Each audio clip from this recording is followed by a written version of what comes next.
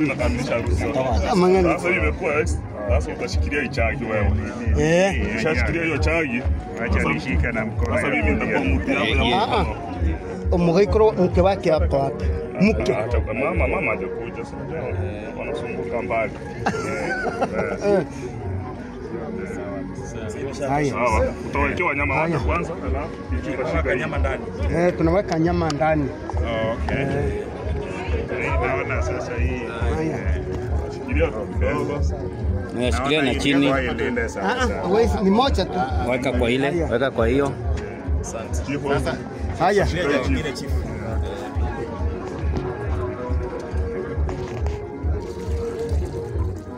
Sababu vitu zingine. Siko hapo. Sasa tutaenda pale. Mheshimiwa amekaa huko. Masa mke wake.